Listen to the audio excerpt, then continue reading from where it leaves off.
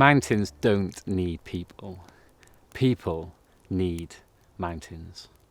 Famous words amongst mountaineers. Except Maurice Wilson was no professional climber. Wilson was born in the bustling city of Bradford. At the outbreak of the First World War, he embarked upon his first quest to defend Queen and country on the glories of the battlefield. Yet what he witnessed was far from glamorous. One day, under heavy shell and machine gun fire, he held the front line long after others had retreated. The enemy attack was resisted, but on his return he trudged past hundreds of his battalion's bodies lying dead and broken along the ground. It was a miracle he survived to tell the tale. Returning home after the war, familiar streets now felt lifeless. Once filled with the voices of friends, they were now subdued, full of widows and men who were shadows of their former selves. Men like his brother Victor, medals in hand, but scars on his mind and heart. Bradford no longer felt like home.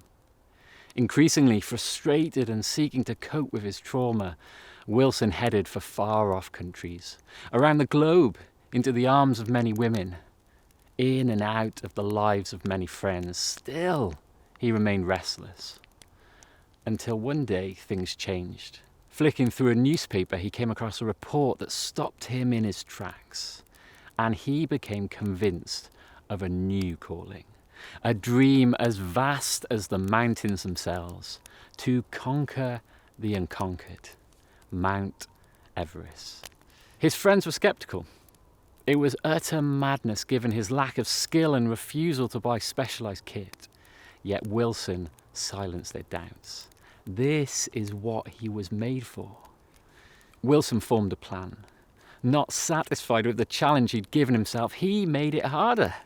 He'd teach himself to fly a plane to the base camp. Whilst many thought him mad, there were others who became lifelines in Wilson's quest. Arriving in Darjeeling, Wilson's quest was delayed, perhaps for his good. There he met 3 experienced Sherpas with unmatched wisdom and experience. They became his closest companions, assisting him to navigate icy glaciers and brutal snowstorms.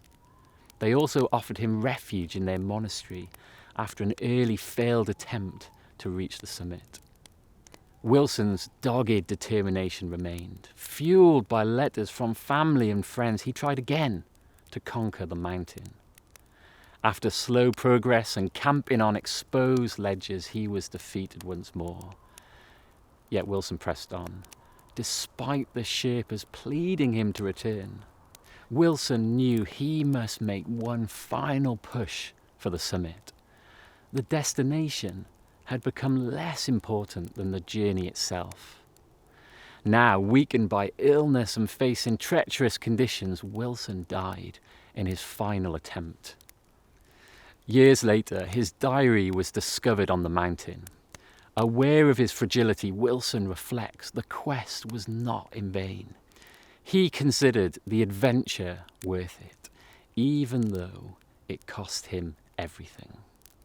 You might disagree, but his story lives on, a testament to adventure, determination, and the human spirit, and a glimpse into how far one man went to pursue his dreams against all odds.